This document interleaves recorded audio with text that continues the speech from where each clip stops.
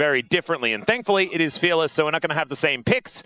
But it could still be that HANJIN BRION are just better, which is just crazy to say, especially off the back of their almost win in their 0-2 loss against T1 that we saw earlier on. And I was really hoping that we would get a good performance out of them, because it did look like they had it in them, but it could have also just been the T1 Circus situation. And it looks like that is not the case, as this was just a controlled victory in game number 1. Well, don't freak out, Draft Music. They did ban Karma. It's okay. Yeah, Draft Music did confuse me a lot. I was like, did we restart the draft again? No, the Karma ban came in, and Draft Music had a hiccup, even though we knew it was coming. DN Soopers have first pick again. They banned the Rise again, as well as Teddy's Ezreal. So bans remain the same for them. Pantheon, a bigger threat now. So I imagine that will be the ban, since we had the Jarvan Jhin trade.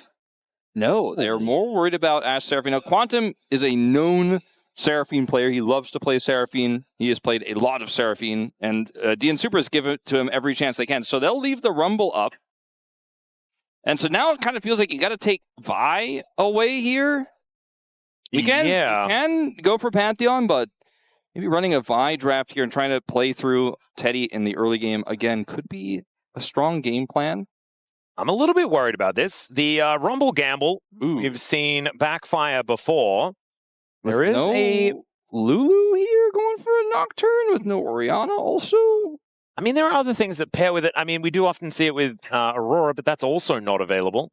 So just the Nocturne going to be locked in for now. We'll see what they do decide to pair with it. What I want to see is what casting is going to be playing into DuDu's Rumble this time around. I'm hoping that they do actually lock something down before we do get into the next round of bans. Yeah, I just don't know what Teddy lane you can really start to put together here. It'll be split, of course, so Teddy is giving a lot of feedback about it.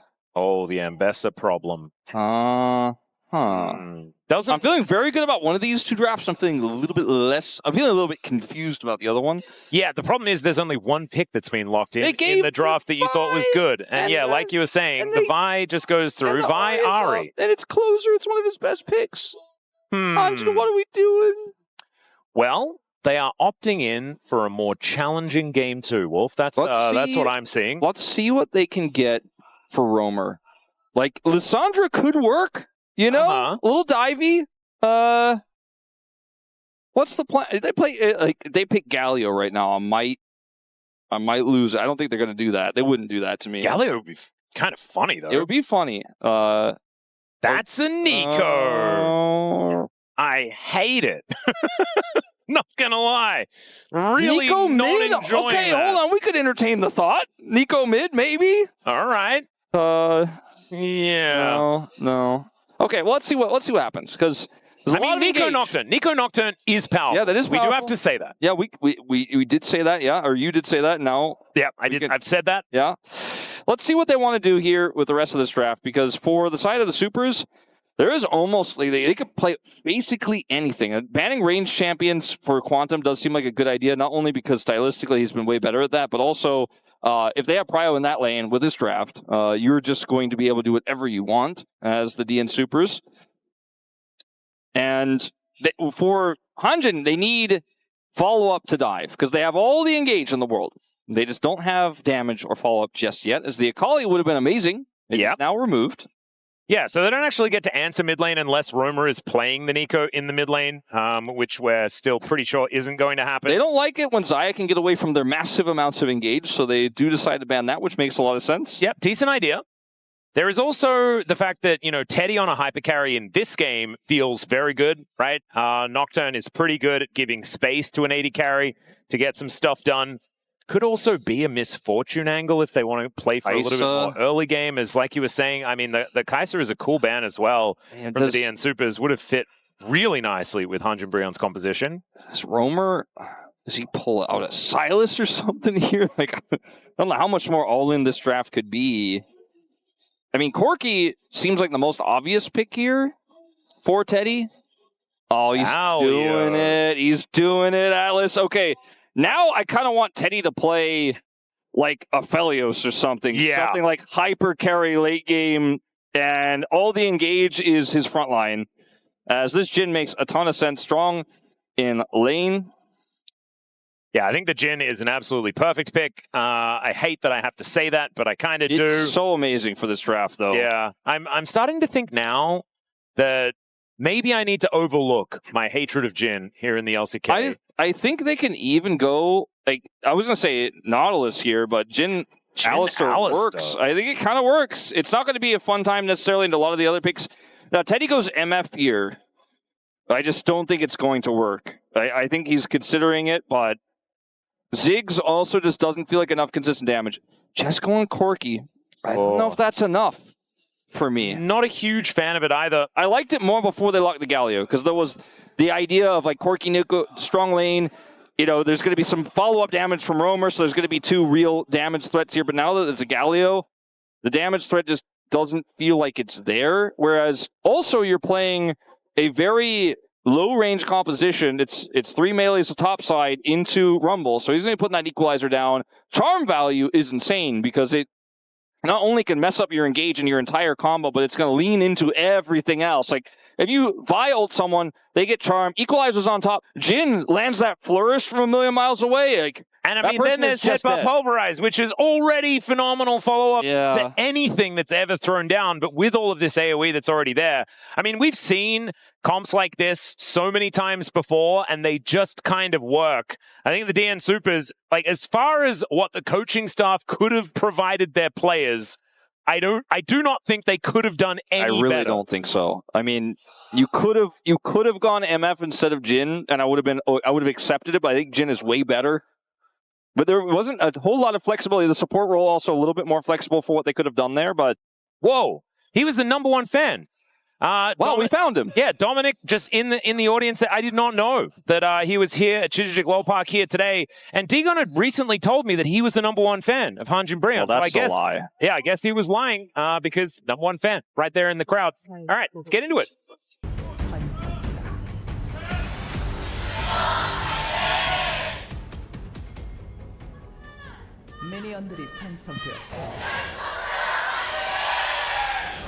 All right, here we are, ladies and gentlemen, onto the Rift for game number 2. HANJIN BRION versus the DN Soopers. HANJIN BRION have decided to up the difficulty in this one. Yeah, in the draft in isolation isn't great. Like, a lot of time we look at drafts and you're like, well, this draft would be great if the other team didn't have the other things. In this case, I'm like, I don't know if this draft is great.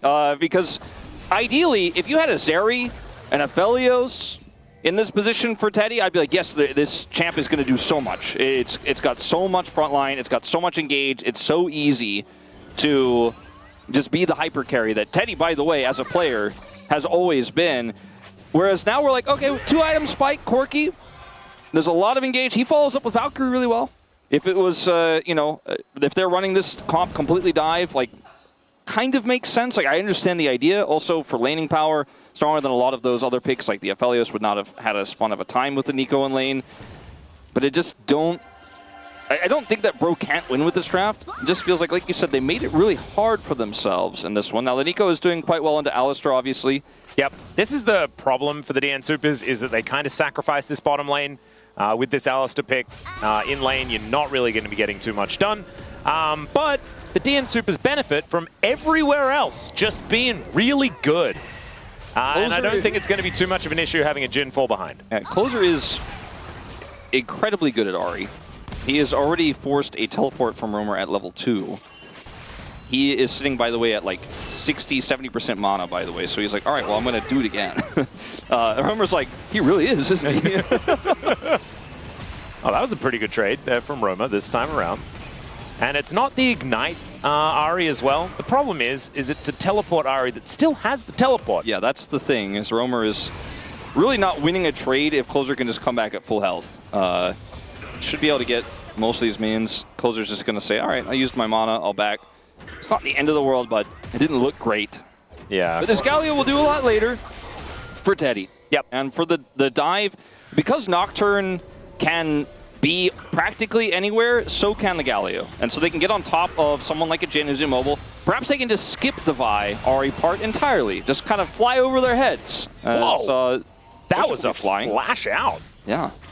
It's kind of insane. Obviously, there weren't any of the globals available just yet. But Pyosik with the crab. Oh dear. Eventually. Wait, he didn't. He went back. Okay. Nice work, Gideon. Nailing it. Cool guys don't look at scuttle explosions. Yeah, maybe they should because sometimes they survive. Oh dear. All right, he did ultimately get it. Good job, observers, pointing out that he briefly did not get it. But yeah, I mean, look, I think Bro can pull it off. I think we are a little bit too concerned with what's on the other side. If we just think about who HANJIN BRION are as players, you know, as a team, in their early games, where with great dive like this comes great responsibility. Oh wait, never mind. Sort of, yeah. It is. I think they'll do it responsibly. It's been a while since I've seen Spider-Man, so I might have got the quote wrong. But I thought that it was the same as that. As DuDu silences himself and hurts casting a whole bunch. You know, back in the 90s and in the early 2000s, every like racing arcade game had the drive responsibly warning. And you know what it means. But in this one, it's, I think, dive responsibly here for Brion. Just make sure they don't overextend. Don't let deokdam get too big. Don't let Clozer shut everything down. Don't let the Rumble ruin your day. You're going to have to be crisp on the setup because those equalizers can absolutely ruin everything you're trying to do here as Bro. But Gideon's having a great time in this early game. Really is. On Nocturne. Just wanders on over to try and steal this Raptor camp away. He's not going to be able to do so, as Clozer might interrupt this back. By the way, and he does. Chicken Galio is dethroned by the skin, I think. I know, it is a very, it's really cool. sad like because Galio. We all love Chicken Galio, but his reign is over. Yeah, unfortunately, the BBQ Oliver is no longer in the LCK, and so therefore the Chicken Galio skin is also just going to be off the throne. As Teddy and Namgung still having a pretty good time here towards his bottom side, ahead by a little bit of farm. As Namgung just throwing as much poke around as he possibly can. deokdam is looking a little worse for wear, and now Namgung is looking for that angle. There is no jungler in the area, as Gideon's still halfway towards level 6 right now. They are able to, with that heal trade, kind of keep this wave a little bit closer to their turret.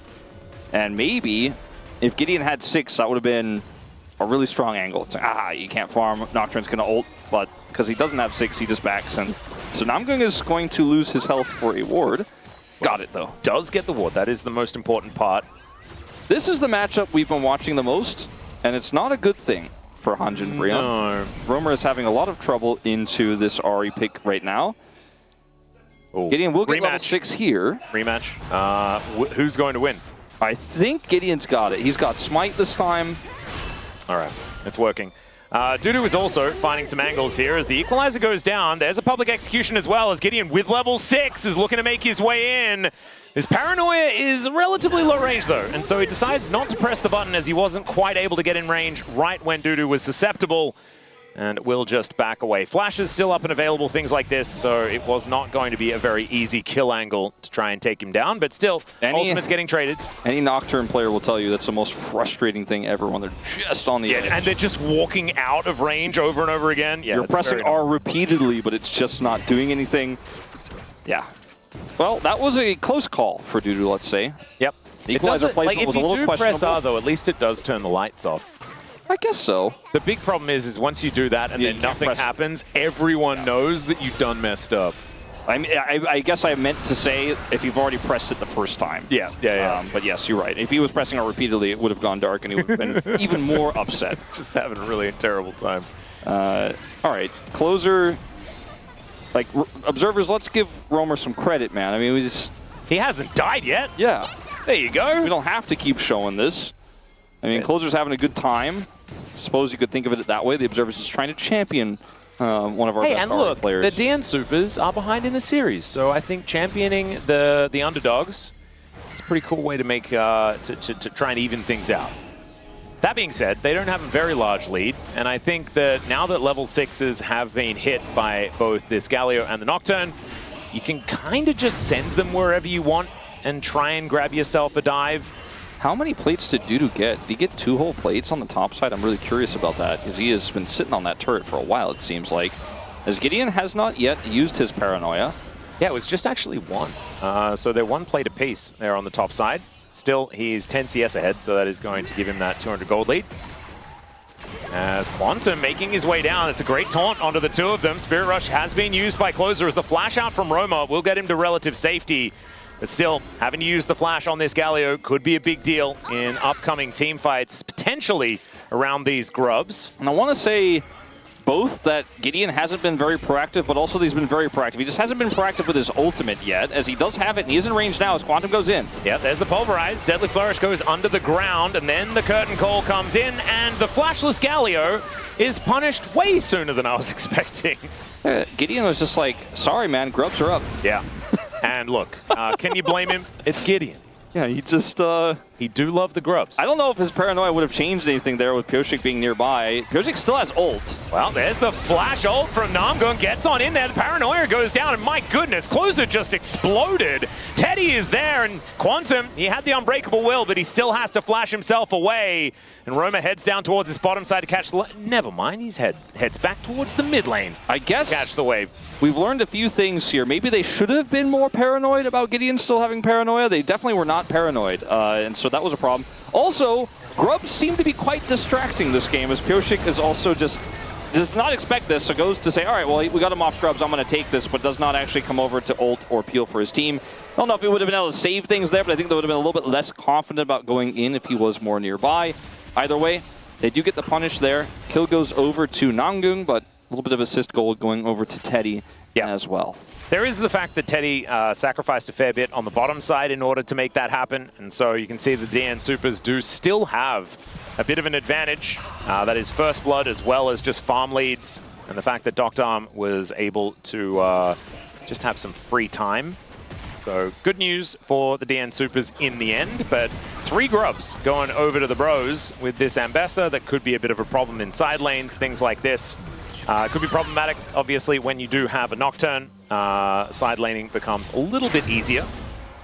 Gideon will be able to lock down his Raptors. Teddy still has flash here, so I don't think they can really make anything happen, but they're at least going to get some deep vision down. Casting. Yeah, I'm still a little bit confused about people's obsession with the Ambessa into Rumble solution. Look, if somebody lands CC, she can press R, guarantee she goes through the enemy champions. Sometimes that's a problem, but usually that's a good thing. You go through the enemy champion to get to the target you want. Yeah. Can be good conceptually. In this laning phase against the Rumble, so far we're just not seeing it yet, but that's not the main point. X Drinker, which again isn't going to help him too much later on either, but he's trying to stabilize here. Same with Roma. They gave themselves a little bit of a tough matchup, a little bit of a tough draft here to pilot. And we'll see if they can explode through the mid game with all these ultimates, because they already got one, right? I mean, sure, kill score is even. It's not all DNS sided here. They're looking for a double dragon in 40 seconds. They have all the vision set up that they would want. I do like that your cup is half full, Wolf. I'm trying to do that a little bit today. Yeah, no, it's working out very nicely. I do appreciate it. As deokdam down here towards the bottom side is just trying to play some weak side Jhin, as you often do see. Good old Ghost. Yep. He was the guy. And honestly, I mean, they won Worlds, and they were the best team by a very large margin that year. So it does make some sense. Quantum over the wall here does turn out the vision as Gideon still lying in wait, and that Hex Flash doesn't exactly get the value that they're looking for. As Blooming Burst comes in, Teddy with some rockets in hand, but Pyosik, he's got some Dragon on his mind right now. I mean, there is no prio for Romer, but he has ult, so he could join this fight if we are going to have one. I think Bro, they want to fight with his comp, but they're just not set up to do so. I mean, there's no item for Teddy either. He's just not that strong on the Corki. Oh, DuDu. Going on in there. That's a public execution now on cooldown. The equalizer's still up there for DuDu, but in goes Gideon. Looks for the angle. Heroic entrance. Not going to get interrupted. Pop Blossom comes on through as they pull the Vi into the sky. And down will go the Neeko, but it's a double for Gideon. As now he's looking to try and escape, and DuDu will not allow him to do so. Now deokdam just sends the curtain call through. Roma able to tank a decent amount of these bullets, but it's looking a little worrisome as casting up here towards the top side didn't teleport down, and so that is going to give at least the Drake on over. The Hextech soul this game, my goodness. Good news ends with Gideon's kills, right? Because, and I guess you could give the Ambessa plates, but this fight is super scrappy, and the Ambessa used her ult just moments before. So guess who's like free TP? Nice, it's DuDu. He shows up here, and he's the real big difference maker at the end of this fight. GIDEON cannot rejoin his team, and he ends up going down. And now it's a 2-kill Jhin, and they get the dragon. And it's double dragon with great individual dragons. Plus, by the way, it's Hextech Soul. So yeah, big wins for DNS here. I think they are very happy with the end result. And bro, we got some consolation prizes, you could argue. Yeah, I'm not going to argue it though, Wolf. Even if I can, I am going to opt out because I think that's a smart choice. Yeah, they're still sitting in a precarious spot in this game. We do know the bros though, and if there's anything that we know about them is that they are fans of value. True. And so this game is just making me feel like they really want to make sure that they give their fans as much game time as possible. It does feel like, you know, Romer's pulled the Hollowed Radiance out of the dumpster. He's like, well, I guess this could be useful. Does look a little bit like a... Because, you know, he's not really going to be doing any damage this game. But that's okay, because Teddy will get it done, right? He's only 670 gold behind. I mean, casting as well can cause a ruckus. Obviously, was still just isolated in the top lane last time around, so we didn't get to see the Ambessa kind of join. And we know that Ambessa isn't all that powerful in the early stages of the game, but can certainly get some work done as we get later and later. As Quantum is going to take a little bit of poke here from Namgung, but otherwise not too much. And shoutouts to Namgung as well. He hasn't died 11 times this stage of the game. Hey! And I'm going to say that that is much better than a lot of the Neeko play that we saw yesterday. That's not very nice, but it's factual. Yeah. And I mean, it was more of an objective statement. It wasn't about like the play. It's just the column in the middle there, as far as the score is concerned, is better when that number is lower. Herald's up. We're fighting. Yeah, Pop Blossom is going to come on through here, as it is going to be the paranoia into that backline. The Jhin in trouble, as deokdam likely to just die within this fear, as Quantum looks to try and peel, and the Neeko is what goes down. And now the curtains are going to get called. Clozer comes on in, and GIDEON is just dead as well. Oh dear, I really thought the deokdam was dead there. So where did Romer's ult go? I kind of missed that. I was only watching a Nocturne try to kill a Jhin who had barrier and flash and a friend. Yeah, Nania? Like, DuDu didn't even have to equalize in that fight. I mean, he might have wanted to, but... All right, let's watch you don't want to equalize when you're really far ahead. deokdam is the target here, but where does the Galio go?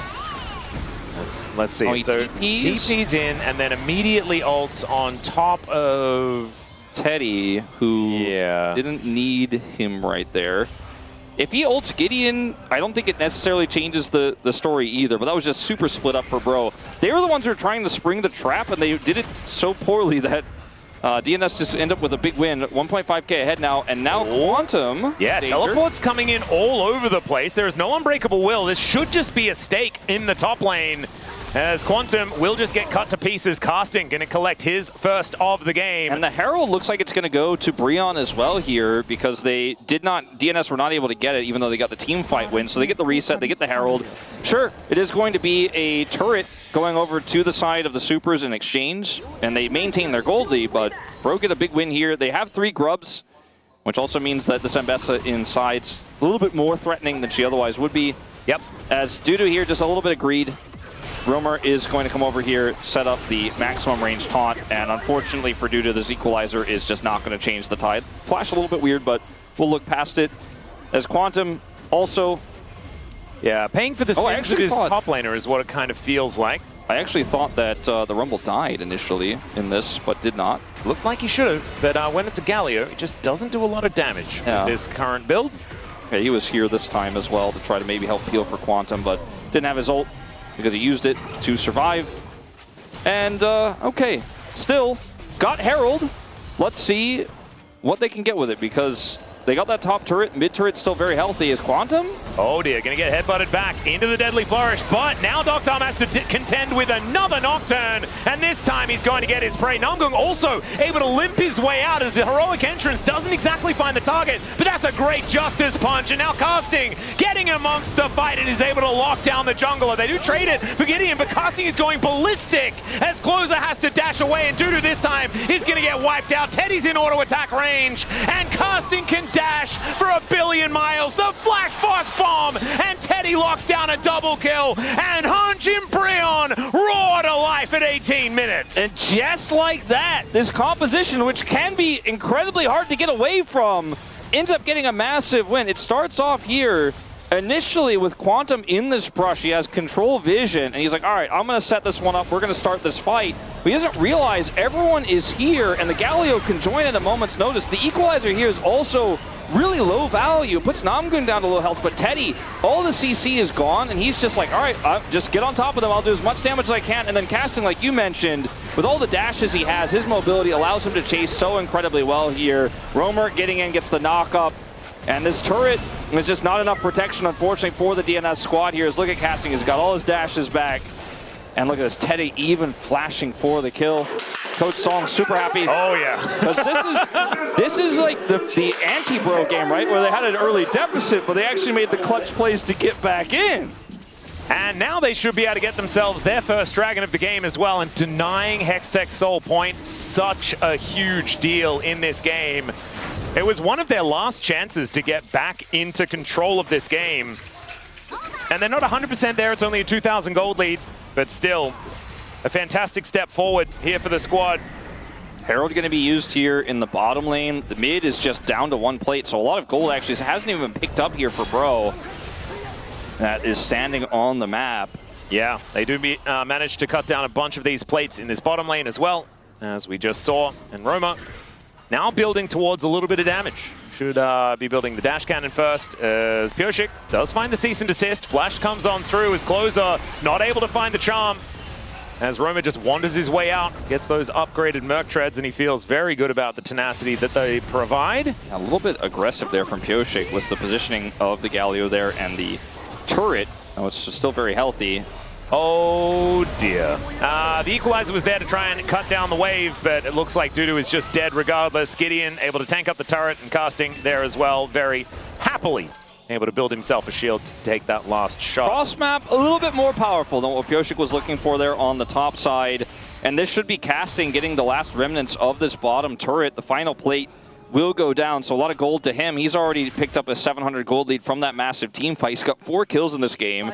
Oh man, he's got so much magic resist as well. And yeah, it's Ahri Rumble, and the AD carry is Jhin. So honestly, this Ambessa is going to be such a problem. Sometimes when you get that Hex Drinker in lane, it's like, okay, well, this is going to help me a little bit, but it hurts my build overall. It's going to delay everything. But when you get a surge of gold and you can just finish them all, you're like, well, this is actually broken. Yeah. This is actually way too strong.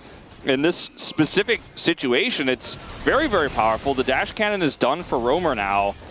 Oh man, Casting is now extremely strong. Merc Tread's now put together and building towards item number 3. They're going to be coming in relatively soon. The comp of DNS from behind is pretty tough to pilot. There's no backbone for deokdam to play through. Well, now I'm looking for an angle here as they get the vision down. Still not overcommitting are the Bros. And the DN Soopers, they do get everyone together, but it's not really an opportunity as the Bros decided not to overextend. That character development that we were talking about before is continuing. They have the threat on Baron. DNS have to, they're the ones who have to check. Now, I think DNS are aware that this comp can't really rush Baron right now, so there's a little bit of wiggle room there, but nice trap was set from Bro, and the whole time Casting is pushing the bottom lane. Oh, this ward is such high value as well at the bottom of the Baron pit, giving a lot of information over to DNS. This Baron has not been started. They are going to head over there now, though, is what it looked like, but it's not actually the case. Like, Pro were trying to bait so hard, and DNS are like, okay. They might be able to get a teleport. That's what they're looking for, as DuDu is in this bottom lane right now. And right now, Casting is off vision. They don't know where he is. They're pinging repeatedly. They know he's likely there, but DNS are really doing a great job of not panicking in this moment, but they aren't really getting anything back either. But had they just walked into the trap that Bro had set because they panicked, the game would have just ended in an instant. And as we know, cool kids don't panic, Wolf. No. We did learn that many years ago. Fear X. Thank you for that. Obviously, they played yesterday and are going to be playing on later in the week, but just having a little bit of that Fear X flavor in today's broadcast. It's Fear XX today. They're not playing today. All right. Cool kids do not play Yeah. on this Friday, May the 1st of LCK 2026. Yeah, only Sundays and yesterday, I guess. Namgung just throws his clone away, but it looks like the Bros happy to slow the game down. 1 minute until this next dragon. Obviously, DNS still with that soul point availability if they do want to get on down there, but the Bros have a 4,000 gold lead now. We saw last time that once they get that gold lead, they very, very, very slowly make it get bigger. It's crazy how this game turned in just an instant, right? For DNS, it's got to be so demoralizing, as so many of their losses last year were, where it felt like the win was in their hands. Like, not that the game was over, but with this draft, if they had just played a little bit more safely, if they had just not overextended there and gave Bro that huge opportunity for casting to pop off, for, you know, Teddy to get the flash kill there at the end, I felt like this game was fairly simple to play for them. And they already had such huge lane leads. The Rumble was ahead, the Ahri was ahead, and now it's like, oh man, we messed it up again. Yeah, it's not feeling fantastic as Clozer is dashing towards Roma, and Roma didn't notice, is what it kind of looked like there. He will just wander his way out. I've been tracking it, you know, because we've talked about it a lot here off camera, but we have not yet this entire season had a 6-game day. And I thought with the draft here of DNS and an amazing second series, today could have been the day. Yeah. But Bro, we're saying, I don't think so, Wolf. No, the Bros just looking like they're going to be a little too clean with it. Despite the draft deficit, I really hope this doesn't make them feel like this is how you're supposed to do it. Because other teams, I think, would have been able to snowball the mid-game very considerably into this. I cannot even, like, the decibels of Song's clap that we had on the coach cam earlier was like the loudest clap I've ever heard.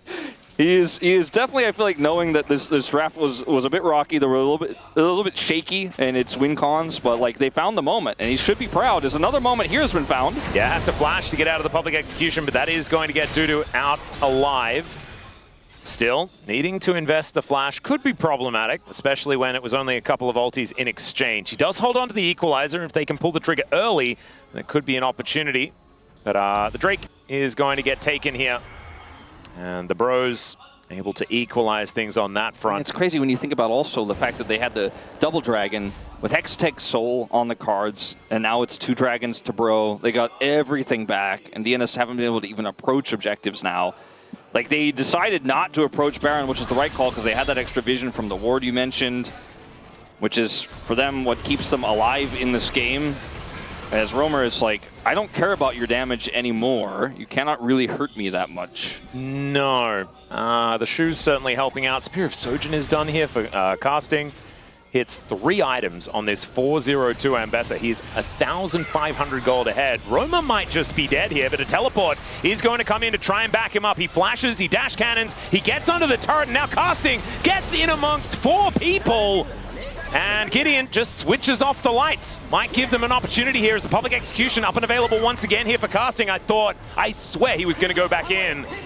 As Clozer looking to go home. He has a TP. He may want to use it here. He's going to go to the turret. Yeah, now GIDEON goes in. There's the pulverize, but it's only onto him. And into the backline goes casting. And the Pop Blossom's fantastic. And it's layered on top of the heroic entrance. The double taunt comes down, and the double kill for Teddy is the follow-up. Pyosik might be able to get himself out, but it's a triple kill for the Corki. And the Bros just can do no wrong today. They're so far ahead, but they're so confident with how they're playing this game. Like, they, in that fight, if it was an even game state, I don't think they end up getting that win as big as they did. It was very greedy, the things that happened here. Like, initially the Ambessa coming in behind, like you said, into 4 people was a little bit scary, with the Rumble showing up as well. But Romer survives, and they can turn this into a big opportunity. And casting does massive amounts of damage, then is able to go back for the chase. GIDEON does not commit to the second casting of his ult because he doesn't want to go in alone. He wants to wait for some teammates to show up. Teddy gets here. Galio comes back. And then Clozer TPs to the turret, so he's so far away. And then this Pop Blossom here is the deal breaker, unfortunately. Quantum and deokdam left out to dry. And then the other side of the fight is just a complete wash as Romer is back with full health, level 16. I have to say, Roamer as well, layering the ulti on top of the Pop Blossom there so beautifully. The Galio looked a little bit rough in lane, but has since been absolutely fantastic. He's got his gold lead now. Yep, 0, 1, and 10 right now. You mentioned the gold, 66 gold. He's a cannon in the lead, absolutely nailing it. As there's a taunt onto the cow. GIDEON just offers a Q over the wall. And that is just going to be a dead Quantum. Not a whole lot he can do in that instance. As the curtains are being called, Pyosik will just be asked to leave, and he may acquiesce. Let's have a look here as the paranoia comes on down. A very dead Vi is going to be the result as the equalizer not exactly in the most perfect position. Roman trying to set up a taunt as he does just ulti and will be taken out, but that is going to buy them enough time to get the Baron. And HANJIN BRION, even though the Rebel Baron power play is not looking great right now, they do have an opportunity to utilize it relatively well. Because like bro, we're like, all right, this is a pretty risky Baron. We're going to have to deny them entry, but we can do that. We can stop them from getting in. So everyone except GIDEON, and I think it's Namgung who stays, goes over the wall, and they're like, we're buying time. You guys got that Baron, right? And Namgung is like, GIDEON's like, I'm spinning, I'm getting it, I'm queuing over the wall, I'm gonna get this Baron, hold on, just give me like just another second here. It's like, we're just trying to buy time, can you get that Baron? How close is that Baron? And ultimately, the Charm stops the ult here. They do get the Baron. And it's a great play from Bro, though. It's incredibly measured. Obviously, they put bodies between DNS and the Baron. It was a little bit too close for comfort with how low that got, or how low the ones hitting the Baron got, I should say. And they did end up losing the Galio, but they do get the Baron, ultimately. They do. The thing that I'm looking at here, Wolf. Yes. And yes, deokdam got his Infinity Edge, so I was like, wow. That is a bit of a spike. He's gone for the cool build that doesn't have a Ghost Blade in it, which feels fantastic. And then I looked at Teddy's items, and he's got Collector Mortal Reminder and is very close to Infinity Edge. Once he does get the Infinity Edge, like we saw that Flash Phosphorus Bomb, he could probably do that when a DNS player is on full health and kill them outright. This flank with Blast Cone and Neeko. Yeah, in goes GIDEON. The heroic entrance comes on down as well as there is the Gargoyle crashing on in there. They do manage to take down the Nocturne, but Casting is now spinning around the fight. Will take down deokdam as in goes Romer. He does get knocked up with that Pulverize, but Teddy is just able to Valkyrie in aggressively, takes down DuDu. And that is 2 of the damage dealers now just lying on the floor. I was going to say, if Coach Voice still exists, I think the DNS coaching staff, Odin would be in there being like, I forbid you to press tab. Don't look at the items. And then after that rocket came through from Teddy, he would probably say, I like the team to close their eyes for the remainder of the game. As, this is a fantastic engage here. The follow-up from Romer, amazing, right? deokdam is the one who gets caught by Casting. And he survives for a little bit there, but that's the end of it. And then watch DuDu get sniped here by Teddy. Teddy's like, nah. Yeah, that was a big one. He would have known that was coming if he pressed tab and saw his items, but hopefully he wasn't doing that. God, that is triple Hextech Dragon. There's 5 minutes until a possible Hextech Soul Wolf, but I just don't know whether this game has 5. Oh, wait, hang on. It's a bro game. Yeah, they... on average, they got about 4 left. Yeah, there's that Infinity Edge for Teddy. He's 8-0-6, absolutely legendary. We know that Teddy just in general as a player is pretty legendary, but now he's actually legendary in this game. So that is kind of nice. I want to talk about the draft because we were so low on it, right? Well, I did mention at the beginning, like it kind of doesn't work necessarily in isolation, but when you get ahead with it, and everyone can just press R at the enemy champion, specifically deokdam, it goes hard. And I mean, I don't think we've ever hated the bro draft that much. It's just the lack of like bro denying things from DNS was the biggest problem here. As you know, Rumble Vi Ahri is just such a powerful combination. It's just when maybe Nocturne... if the Jhin lane was not this susceptible, right? Because with an Alistar, you're hoping that the Jhin can sort of help get you through the early game. But instead, we've seen things like the Jhin Bard or Jhin with an Enchanter, something that's a little bit more aggressive that can actually win, which would have been a little bit better. I think the Bard was banned in this game, and it was. But there were other things they could have potentially played to try and at least be a little more aggressive. Is Namgung? He's in a bit of a rough spot. I think if they had just been able to hold on to their lane leads and get to a more stable mid-game and play through Ahri Vi and Rumble ultimates, Bro wouldn't have had all these opportunities. But now they're just so far ahead, they can do whatever they want, frankly. And they're going to do exactly that. Yep. Pressing the paranoia button as Quantum just takes half of his health bar immediately. Doesn't actually press R, though, so that could be a big deal. as they will have that available for a fight upcoming. Okay, level 16 for deokdam. Like, I don't, anything is broable, and, you know, that means a lot of different things. This season it means throw. But, you know, up to interpretation in other seasons. Oh, I mean, maybe not today. But, like, I just don't think this is a game that you can lose from here as bro. I mean, something, like, it could be broable, it could be, like, it could be a let's bro, you know, in this situation. And that's what it's kind of looking like if Game 1 told us anything. And now they have a 9,000 gold lead. How is the bro slogan not "Let's brucking bro"? Come on. Should be like "Let's brucking bro." I love that. Come on, let's make it a thing. We could do it. Right. I could say that on air. It's crazy. Forget LFG, man. It's just BBB.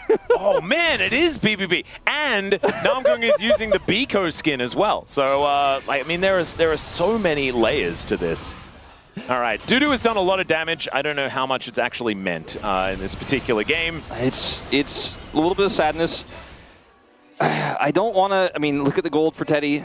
And if you're a DNS fan, don't look at it. There's a lot of people that are saying, let's brocking bro. I love it. Yeah, you can say let's or you can say Brett's. It doesn't matter. Yeah, Brett's brocking bro, I think, is absolutely beautiful. Brotiful. If you put enough bro into a sentence, the sentence just becomes bro, bro, bro, bro, bro, and you're just a Pokemon that's called bro. Yeah, which is totally fine. Which maybe that's a spoiler for what's coming out in Wind and Waves. But I don't quite know the roster just... Quantum, you don't want to be here, but someone has to be somewhat nearby the Baron. Someone needs to do wards. Because Baron plus Hextech Soul with 4 Hextech Dragons sounds pretty tough to beat, if I'm honest. I feel like this game is setting up to be like the craziest comeback of all time with all the... Imagine if it happened though, remember? Yeah, DNS have done it. Exactly, the biggest comeback was Bro versus DNS. As, all right, Paranoia comes down. That is going to guarantee the Baron. The comeback surely incoming. Still waiting for it. As Clozer's ultimate is about to time out, does throw down one of those charges. As Casting just wandering on in. They don't want to engage onto him, but he wants to engage onto DuDu, who throws down the equalizer and goes golden. Into the GA goes Pyosik before really being able to press any buttons at all. I think the Unbreakable Will was running, but Teddy didn't seem to notice as he did 1,500,000,000 damage. TP back home, run away! Yeah, that precisely happened. Please deokdam is like, guys, you didn't need to press that button. They're not chasing us. They're just trying to kill our Nexus. They are chasing the teleports to the base now, though, and it is a 5v3. Yeah.